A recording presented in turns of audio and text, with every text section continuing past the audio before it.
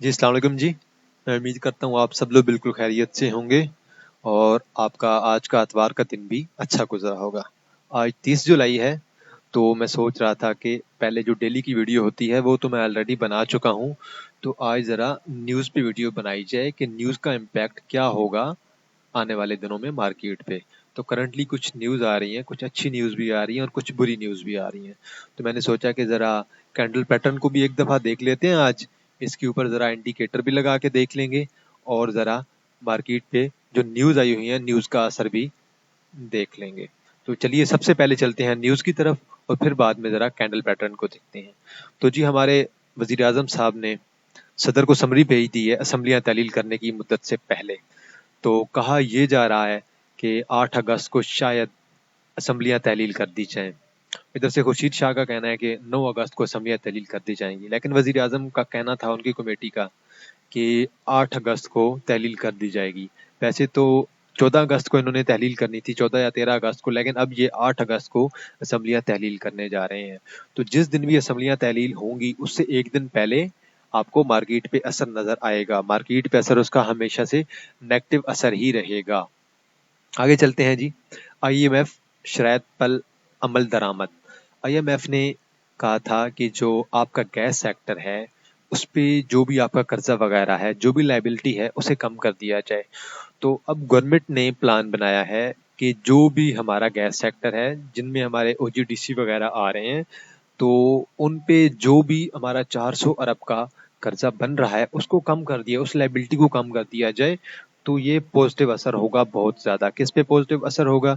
Market पे भी होगा और जो भी हमारे पास ऑयल एंड गैस कंपनीज हैं उन पे सब पे असर होगा और बहुत ही पॉजिटिव असर होगा। आपको पॉजिटिव असर सोमवार को भी दिखाई देगा, आपको जुमेरात वाले दिन भी दिखाई दिया था और आपको नेक्स्ट आने वाले दिन में भी इसका असर दिखाई देगा। क्योंकि जब भी लायबिलिटी रिमूव की जाएगी तो उनको थोड़ी सी बिल्कुल ऐसी गुंजाइश नजर आ जाएगी, गुंजाइश मिल जाएगी। तो उनके लिए मार्केट में काम करना, उनके लिए अपने प्रॉफिट्स को ज़्यादा बढ़ाना आसान रह जाएगा। क्योंकि जब तक बंदे के ऊपर कर्ज पड़ा होता है तो काम करना थोड़ा सा मुश्किल होता है, चाहे इंडिविजुअल हो या चाहे कंपनी हो। तो आगे चलते हैं जी। ये सेक्स पे अगर नज़र मारी जाए तो जियो न्यूज़ की एक न्यूज़ है कि रवां हफ्ते में जो इंडेक्स था हमारा KSE 100 का, वो 20 माह की बुलंद तरीन सतह पर जा चुका है।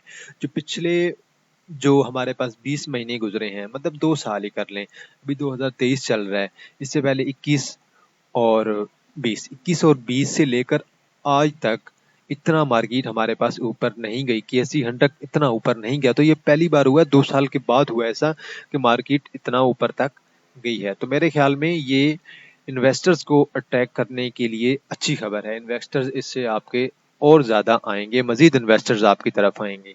तो जैसे जैसे इन्वेस्टर्स आएंगे आपकी मार्केट अच्छा परफॉर्म करेगी, तो आपको प्रॉफिट ज़रूर होगा। तो प्रॉफिट टेकिंग आपकी हो सकती है इस न्यूज़ के से भी। आगे चलते हैं जी। IMF के मुताबिक पर पाकिस्तान में शरह सूद बढ़ाने का इम्कान। अब ये दोबारा इंटरेस्ट रेट बढ़ाने की कोशिश कर रहे हैं। तो इंटरेस्ट रेट जब भी बढ़ाया जाता है हमेशा नेगेटिव असर होता है। करंटली हमारा इंटरेस्ट रेट चल रहा है 22।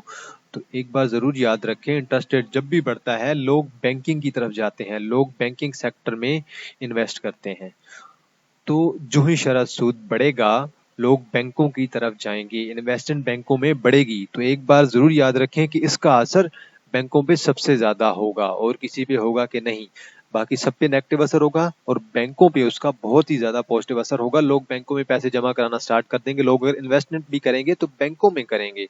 लोग स्टॉक मार्केट में थोड़ा सा इंडिविजुअल कम इन्वेस्ट करेंगे। तो इस बात को जरूर ज़हन में रखें कि जब भी शरह सूद इंटरेस्ट रेट बढ़ाया जाता है उसका डायरेक्ट असर किस पे होता है?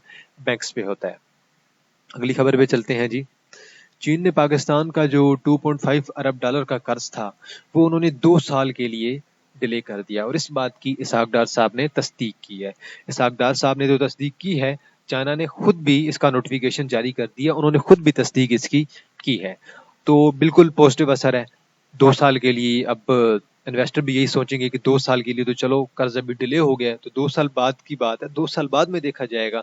तो करंटली एक जो सर पे मुसीबत आई पड़ी थी, मुसीबत चढ़ी हुई थी सर पे, वो थोड़ी कुछ वक्त के लिए उतर गई है सर से। तो पॉजिटिव असर होगा।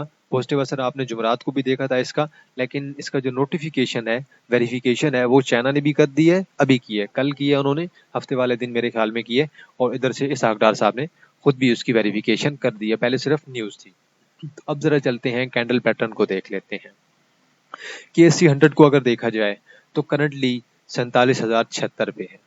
तो पिछले दिन भी आपने देखा था, जुमरात वाले दिन इसने 300 पॉइंट KSE 100 ने ऐड किए थे। तो जरा ऐसे करते हैं कि आज इंडिकेटर लगाने की कोशिश करते हैं जरा, क्योंकि मैं समझ रहा हूँ कि आज इतना कुछ ज़्यादा है नहीं एक्सप्लेन करने के लिए, क्योंकि जब सोमवार आएगा, मार्केट ओपन होगी, तो कुछ मजीद चीज़ें आपके सामने बयान करूंगा। तो अभी सिर्फ ज़रा इंडिकेटर्स की तरफ जाते हैं। इंडिकेटर से ज़रा देख लेते हैं इंडिकेटर हमारे पास क्या जाहिर कर रहे हैं।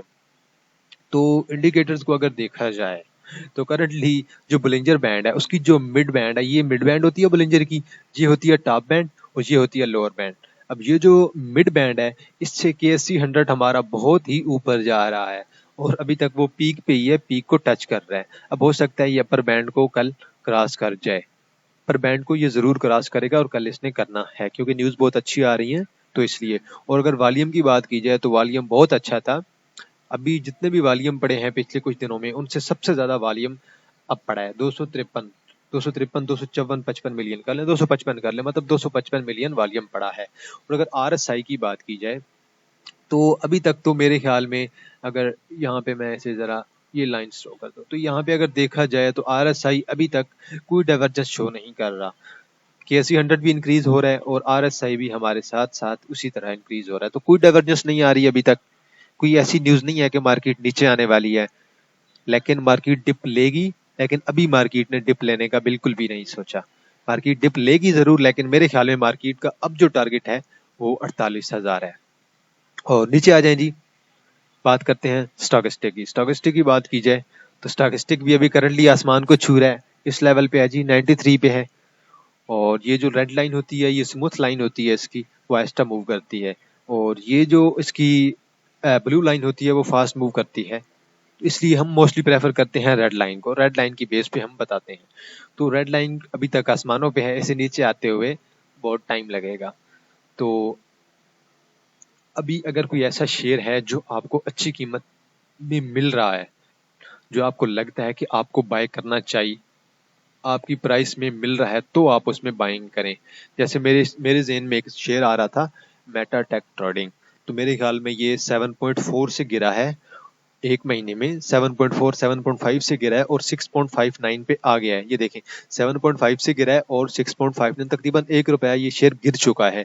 और मजीद ये जो शेयर गिरेगा मेरे ख्याल में ये ₹5.5 तक या ₹5 तक, ₹6 तक आएगा। जब ये शेयर 6 से 5 के दरमियान आ जाए तो मैं सजेस्ट करूंगा कि इस शेयर में बाइंग कर लें। अगर इस शेयर के फंडामेंटल देखें तो फंडामेंटल तो इतने अच्छे नहीं है, बिल्कुल भी अच्छे नहीं है फंडामेंटल इसके, मेरे ख्याल में तो बिल्कुल ही अच्छे नहीं है फंडामेंटल में इसकी। अगर EPS देखी जाए तो पहले क्वार्टर की 0.07, सेकंड क्वार्टर की -12.84 और थर्ड क्वार्टर में अगर देखी जाए तो -1.82। तो अब इसके जो फोर्थ क्वार्टर है उसकी देखी जाएगी कि वो कैसी आती है। लेकिन ये मार्क, अगर ये शेयर चला भी सही तो फंडामेंटली बिल्कुल भी नहीं चलने वाला, टेक्निकली चलेगा। तो मैं प्रेफर करूंगा कि अगर आपने इस शेयर को बाइंग करना है, बाइंग लेवल अगर बनता है, तो आप इसे 5 से 5.5 या 6 से नीचे आप बाइंग करना स्टार्ट कर दें। लेकिन 5.5 से ऊपर मैं सजेस्ट नहीं करूंगा, 5.5 से 5 के दरमियान ही आप एक्यूमुलेशन स्टार्ट करें। तो आज के लिए इतना है जी, आपके साथ दोबारा मुलाकात होगी एक नई वीडियो के साथ। तब तक अपना ख्याल रखिएगा। अल्लाह हाफिज़।